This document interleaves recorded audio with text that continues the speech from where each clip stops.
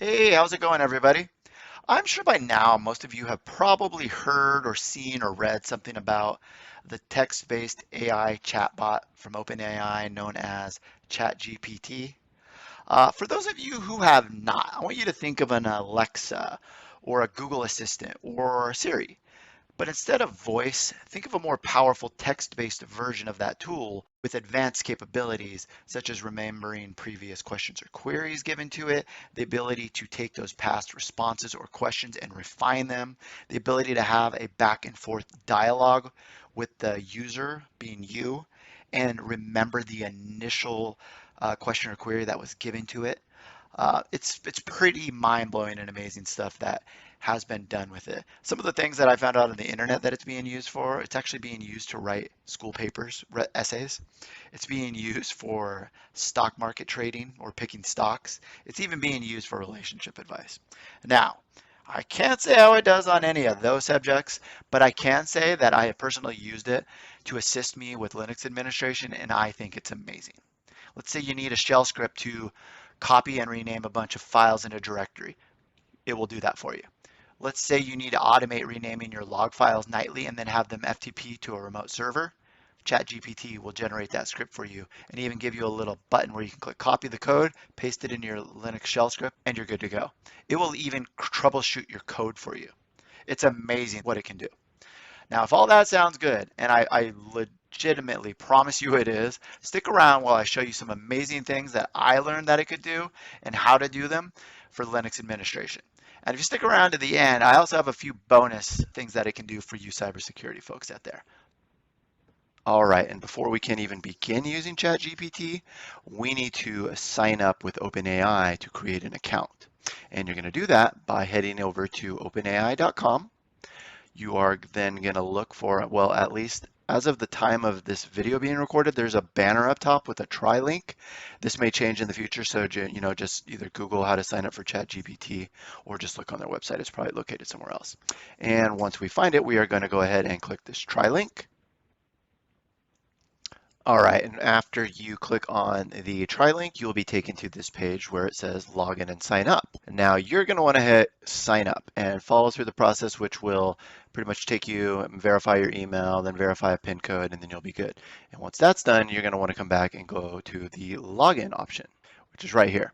So I'm going to go ahead and log in and we'll begin using ChatGPT. All right, and once you sign in, well, as of the time of this video being recorded, they are saying we are experiencing exceptionally high demand. So this is no joke. Everyone out there is using this, so you may experience some delays getting in. But once you get to that sign up page, usually you're good. So I'm going to go ahead and click off of that, and we're going to begin. All right, and to begin, let's look at the interface. Down here on the bottom of the screen, you will see the input box or chat box, whatever you want to call it. This is going to be where you're going to input your queries or your questions for ChatGPT. Over here on the left, there's another menu that will start with new chat. You won't need the new chat because when you first log in, you're going to only have one option. I have the new chat option because I had previously started a conversation during the intro of the video where I said, can you assist me with Linux admin and then write a shell script, yada, yada, yada. So I already have that. So if you already have a conversation going, you can always just hit new chat and then start a new conversation. You can change into dark mode over here, light mode, you can clear the conversation. You can open up their Discord channel and you could go check their updates in their FAQ. So that is it. With that said, let's go ahead and get started. All right, and to start off, I thought we would start with a script that I'm going to ask ChatGPT to write for us that renames all the files inside of a folder and renames them with file names that all start with file 01 and so on and so forth. So file 01, file 02. So let's go ahead and see what we get. Here's an example. Okay, so we'll just go ahead and let it do its thing. All right, and it looks like it's done. So here's what it generated for us. Down here, you can actually see it describes what the script actually does. I mean, how awesome is that? It lets us know that we're going to need to replace the path to the directory with the actual directory of the files we want to rename. So let's go ahead and give it a shot. Actually, I'm going to copy this first. Now let's go ahead and give it a shot. And I'm just going to do a nano rename.sh. I'll go ahead and paste the code in here. And then I'm going to look for that directory it said we need to change, which is right here. And I actually have a folder over here with some files in it. Yep, that's the directory. So I'm going to go ahead and copy this over here, and I'm going to go ahead and paste that there. I'm going to go ahead and save this, exit out of it, and then I saw that it said I saw that it said we need to make this executable. So we're going to do a chmod plus x rename .sh, and then let's go ahead and run it and see what we get. Okay, let's go over here and check. And as you can see, it renamed all of the disk 1, disk 2, file 1, file 2 to file 01, 2, 3, 4, 5. That's not quite what I wanted it to do. I wanted it to create just a whole bunch of new file names that all started with file 01, file 02. So let's go back to the drawing board and try that a different way. So let's give it some feedback here and say, thank you for the script, but can we have it rename the files in the format file 1, file 2, and so on? So it's going to modify the script here, and let's see if it will actually work. Okay, and it looks like it finished. And as you can see, it redid the code here. So let's go ahead and try the new code it generated. Once again, it explains, that it was similar to the original code and all that stuff. I'm not going to spend too much time in that, but you can go back and check that out when you're actually doing this on your own. So what we're going to do now is we're going to nano a rename to.sh. We'll go ahead and paste this in here again, and then we'll go ahead and save it, get out of it. We'll give it rights, and I'm just going to cheat and do .sh. Okay, so now we should be able to go back in there and do what I just forgot to do and change the directory. So we need to add this directory so it knows where to change the file names. So we're going to go up here, and I just realized I was in VI. So that's not what I wanted to do. I wanted to nano rename, sorry. All right, so let's go over here and change the directory. Paste doesn't seem to work very nice in VI, so that's why I'm using nano. Maybe there's a way, if anyone knows, go ahead and feel free to leave it in the comments. Okay, so now we should be good to run it. All right, let's go over here and see what we get.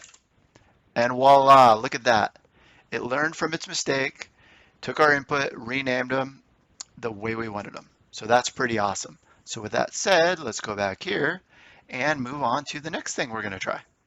All right, and the next thing I am going to try to have our friend here do is to write a bash script that will copy, then gzip a directory, then FTP it to a specified.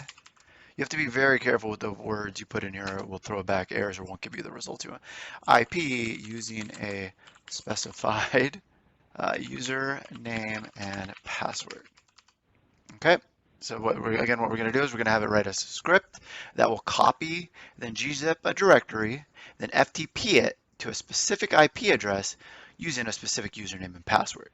This could be, let's say you needed to do this to your log files nightly. You could have it, gzip the log file directory, FTP them up to your specified server, and you're good to go. So let's give it a shot and see if it works. All right, and it has finished, and it wrote us quite a script here. I told you this stuff is amazing. So here's what it did. It actually went out and it wrote a script that we're gonna have to input. Most likely, I'm assuming, I haven't read the whole script, but I'm assuming we're gonna have to input all this information, which is fine. You'd only have to do it once. And then it's going to, copy that over, zip it, tar gzip, and then it's going to actually FTP it over to the server we tell it. And when it's done, it's actually going to delete the file. Pretty amazing stuff, right? And here it's telling us what it's going to do, kind of like I just did. I guess I could have just read that. Probably give you a better example because it's probably much smarter than I am. And then it does tell us to make sure we replace the placeholders. So you know what? Let's give this a shot, shall we? So let's go up and copy this. And let's go back over to our Linux and let's clean this up and let's give it a shot here. We're going to go nano ftp test.sh and I'll go ahead and paste it.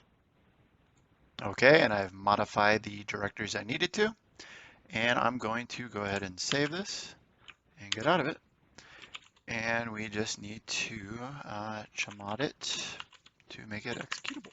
And now go ahead and run it by typing in ftp underscore test.sh and entering OK to send.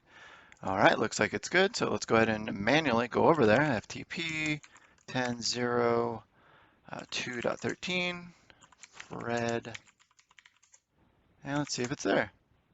And look, there it is. Very awesome. So there you have it. Our new best friend created this script for us on the fly, and we were able to create something pretty extraordinary. So let's go ahead and let's see what else we can do. All right, and this time let's mix it up a little bit. Let's have it try to write me a dhcpd.conf file for, let's say, Red Hat. Everyone loves Red Hat, right? Red Hat Linux using the sub. Now what should we use here? 10, how about 770? I like sevens.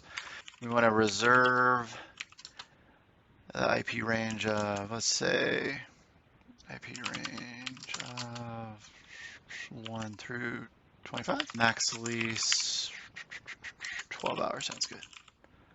Let's see what we get. All right, so it has finished. Let's take a look. And as you can see, it did exactly what we asked. And then look, it added a few lines. It added a DNS server, and it looks like a default gateway. That's interesting. And then it goes down here and it tells you that it did that. That's interesting. So obviously, if that wasn't correct, which most likely it won't be, you would need to tweak that. But you see how easy that is? We just told it, a random distro of Linux out there went out and created us this, and then it tells you down here to make this file take effect. It gives you some instructions on what you would need to actually do to have this go live on your actual Red Hat Linux server. Pretty crazy, right? All right, so let's try something else. All right, the next thing we're going to do is a little nutty. We're actually going to use Perl and ask it to do quite a few things. We're going to ask it to write a script named Nielsen Networking is Awesome, because everyone knows it is. And then we're going to have it mount a 2019 server volume. Once mounted, we're going to have it gzip, then copy all the files located in a specific directory to the remote server. Once it's complete, we want it to unmount that volume, and finally create a cron job that will run the Perl script every night at 11. Let's see what it says. That's a lot to ask of it, but let's see if it can do it. And it's going to try, apparently. All right, and it has finished, and I can't believe it did this. So let's take a quick look here. So you can see it actually went through, created the commands in Perl to mount the remote server, put in our username and password, compress using gzip, copy using scp, then unmount when it's done, and then it actually even creates the cron job. This is pretty freaking amazing. It obviously tells you what you need to replace here as usual. It makes sure that you're aware that you need specific permissions to mount, and all that stuff. Then it gives you some other advice. You may want to use net samba or Win32 net resource to mount instead because it's more reliable. And lastly, it tells you that, hey, if you want this to be more readable, here's a command you might want to use instead. So I mean, that's pretty freaking amazing that it was able to take what my gibberish up here and actually do what I asked it to. So let's move on to the next thing. All right, and following along with crazy ideas, let's go ahead and see if it will create a Python script that will function as a honeypot for us. Let's go ahead and check it out. Here's the code I came up with. We're going to ask it to create a Python program that monitors a selected directory for any modification to any files within to look for ransomware encrypting files. I just added that to see if it was actually smart enough to see what ransomware was and how it worked. And if any of the files are modified, I want it to send an email to a specific email. So let's see if it will do that. All right, and it finished running. It looks like it threw up a policy warning, and I'm thinking it did that because of the word ransomware in the request. No big deal. It still processes all the information and all that.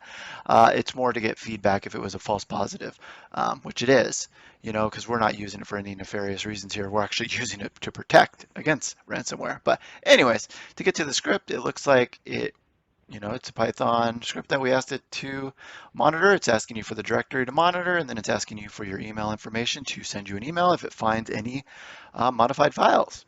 And then down here, it does tell you that it runs every 60 seconds. And then it tells you about what it's using to send the SMTP, or the email, I should say.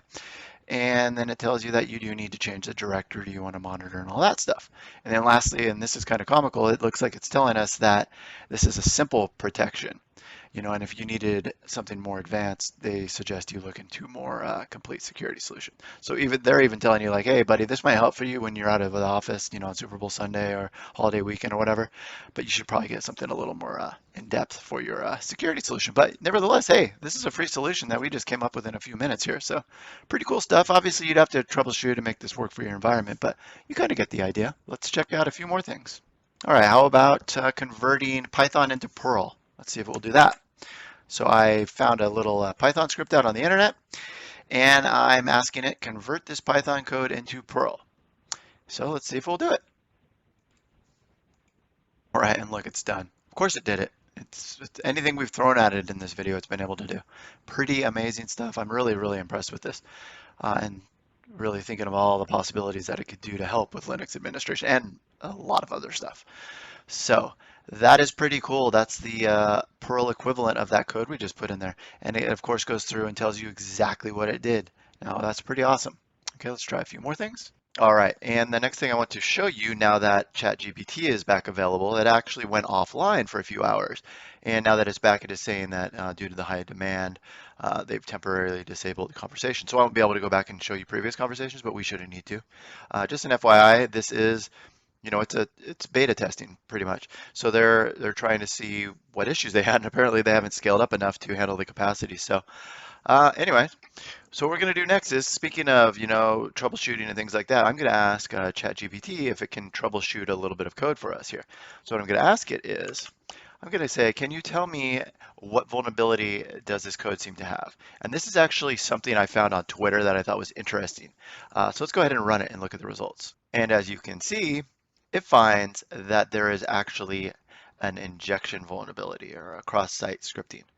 So it's pretty interesting that it has the ability to not only troubleshoot your code, but also look for known vulnerabilities in the code. So I just thought that was pretty cool. So let's go ahead and check something else out. All right, and one of the last few things for this video I want to show you that ChatGPT can help you with is creating an Rsync backup. And now if you've never used Rsync, you are missing out. It's an awesome utility that comes with Linux and Unix, and it's pretty much a utility that allows you to sync one computer, one server, one directory, multiple servers to a different location. This can be, a one directory to another on the same server. It can be 3 directories on a server to another server. Doesn't matter. It will do it all. So what I'm going to ask ChatGPT to do for us is make a pretty simple script here. But what I'm going to say is create us a script using rsync to back up the files from one directory to a remote server. And I'm telling it that the script needs to mirror the contents, but the local site will overwrite the remote site. So if the local site has a newer file, it's overwriting whatever is on the remote site. And then I'm telling that it needs to run nightly because I'm hoping it will create us a cron job that we can just go ahead and set up. So let's go ahead and run it. All right, and it looks like it's done. So let's go ahead and review it real quick. This is how simple it is to use Rsync. So if you don't have a good backup strategy and you're using a Linux or Unix system or even a Mac, you should get this set up right away because you're going to want that backup when you actually need it. So right here, it's telling us the source directory, which is going to be the local files that we want to do. And this is going to be the remote files. And right here, it's telling it to use rsync, and then it is telling it to mirror the contents, delete whatever is obsolete, the older version of the file, and ignore existing if they're already there. And then down here, it's telling us how to add a cron job, and it's actually telling us what to put in the cron tab. Pretty awesome, right? So with that said, let's move on, and I'm going to show you a few things that you can do that will interest some of our cybersecurity folks out there. All right, for all you cybersecurity folks out there, and I know there's a lot of them that are watching this channel, I am going to have ChatGPT, attempt to anyway, write us a script, an nmap script, that will scan the network looking for vulnerabilities. If it finds any, it will go out on the internet and find us remediation information on that vulnerability. And once it finds it, I'm going to ask it to write it to a file. And in that file, I want it to include the URLs to those websites so then we can go back and check them out. So seems like a big task to ask our friend here, but you know what? It's come through so far. Let's see what it gives us here as we try to close out the last few things we can do on it. And it's going to start, and let's see what it comes up with. All right, and let's see what it came up with here. And it actually looks like it went a little different than I thought, but it should work here actually. but I'm going to ask it to go back to the drawing board here by saying a regenerate response, because I think it can do better than that. All right, and it ran again. And I can tell by looking at it, this is more in line with what I wanted. So check this out. This script actually, um, you know what, why don't we go ahead and run this on Linux? Let's go ahead and try this out here. Okay, and we'll go ahead and just nano nmap. All right, let's go ahead and paste it in here. And let's give it a shot and see what it does, shall we? Watch it infects my system. Let's go here. Just kidding. All right, so we need to give it our permissions. So chmod plus x map test.sh. Did I do something wrong here? Oh, nmap. Long video. Nmap. Okay, so here we are. Let's go ahead and run it. Nmap test.sh. And I'm going to go ahead and have it scan my test network. All right, let's see what it does. While it's doing that, why don't we go ahead and we can check out the file while it's running. So let's go to nano. All right, so it looks like the script is going to first, what it already did, it prompted us for the network.